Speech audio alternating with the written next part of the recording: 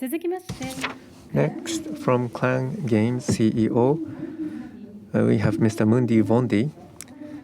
His talk is titled Industry Divided. Mr. Vondi, please.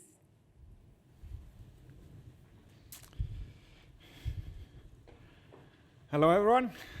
Thanks for having me here at this very cool conference. Love coming to Tokyo. I am a CEO of a games company in Berlin called Clan Games.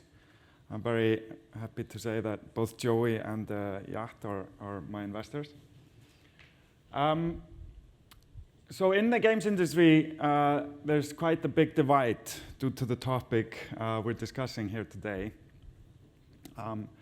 People are very polarized on either side of whether blockchain or Web3 or crypto is good for gaming, or whether it's going to destroy gaming, or if it's the next step in gaming. So the topic of blockchain is quite a big topic in gaming. And of course, it goes beyond that. That's the reason why we're all here. I guess it's not really about blockchain, though, right? It's about ownership. Ownership is of course what you get when you spend money. You get something in return, and then you own it. And the concept of ownership is really that if you own something, you can use it, you can consume it, you can sell it, you can even destroy it. And if you don't own it, you cannot do these things. So obviously that might sound quite obvious, but at the dawn of human society, the concept of ownership was not really there. Ownership came much later. Maybe like Joey mentioned, in Mesopotamia, which was not obviously the first human society. So ownership is not a natural phenomenon. And we can argue whether ownership was good for society or whether it was bad for society, but that's not really going to help us get anywhere, because what we've seen today is that those nations that adopted ownership quickly became the biggest and most powerful nations on Earth, and much like Mesopotamia. And even like Yat mentioned, those nations that have stronger property rights have higher GDP. So obviously ownership can fuel competition. It can fuel, and that competition fuels innovation, and that fuels progress. And so, clearly those nations that do incorporate ownership therefore become a lot more successful, and they render those that don't irrelevant. And if we think about today, what nations don't have very strong sense of ownership, it's pretty much just some tribal communities. It's not really any nations that I can even name by name now. So obviously, ownership has a huge consequence in our society today. It can mean whether you have a roof over your head or whether you can put food on your table. And so as our world becomes more and more virtual, the topic of virtual ownership has become quite heated, understandably, and there's a lot of emotions attached to that. And if we've learned anything from history, we can probably predict that those tech companies or those who resist virtual ownership will be eventually rendered irrelevant, just like those nations or those tribes now of the past. So, it's kind of, inevitable that this is going to impact our lives, our businesses. So I think it's important that, we look to the future and we try to kind of stay a little bit ahead of the curve. We make sure that this is a good development for us, for our human society, because currently there's lots of problems with it. Speculation is really too volatile. There's gambling. It's kind of driven by those things. There's lots of scams, rug pulls, things like that. It uses up way too much energy. So that's, of course, terrible for the climate and creates these very unwieldy gas prices. And yeah, there's an absolute lack of privacy. That may be good in some respects, but there's also lots of problems that come with that. And it's also just very slow and sluggish and unuser-friendly.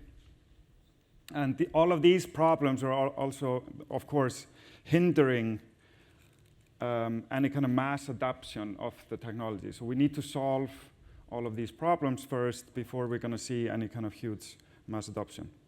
I think it's still a fair assumption that virtual ownership is sub 1% of our global economy. I think so. Yeah, it's going to kill me if that's wrong. The good news is that most of these problems are being solved. I've even been told that they're almost, in some respects, a thing of the past. So, okay, let's imagine that these are things of the past and we don't have any of these problems anymore. Then what? What is the point in owning an NFT? Currently, these are pretty much the speculatory JPEGs. Well, there's this idea of utility, that these NFTs, because they're unique and they are clearly owned by you, that they give you some purpose. And where that utility is going to become most prevalent is, of course, in this new concept, or old concept, dreamed up, I think, in Snow Crash, a book by Neil Stephenson.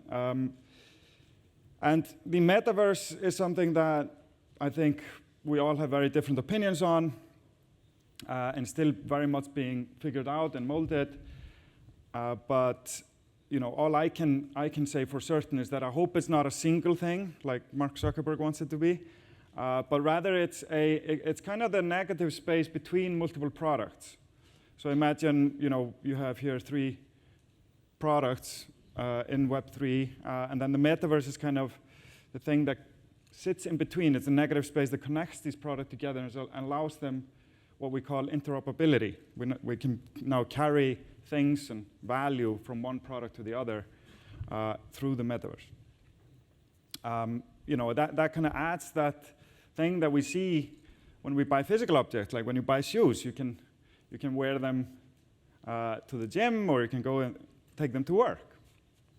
That we're still kind of we're not there yet, but once that interoperability will start to be put on top of the NFTs, of course, the NFT holders are hoping that will make them all surge in value, and that's a likely outcome. I kind of think that the first utility is going to be a little bit more like a kind of a gym pass. You can use your gym pass to go to a certain gym, but you can't take the gym with you when you leave. Whatever it is, virtual ownership is really at the center of it. And so, if we think about virtual ownership today, I still haven't seen, the ultimate version of that. It's still very much in development.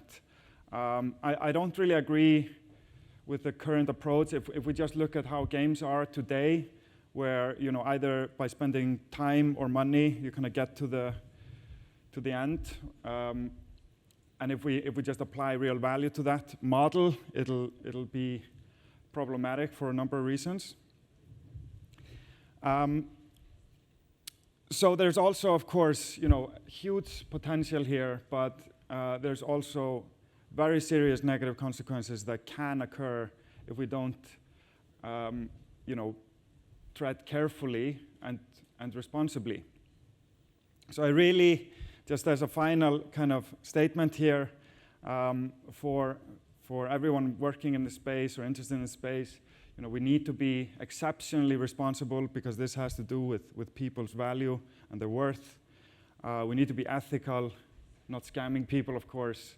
And we need to be secure for that reason as well. And let's really try to make this a good thing for society, for all of society.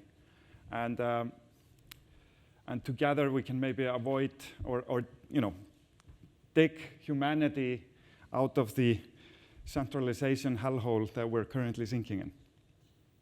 Thank you very much. Mr. Vondi, thank you very much.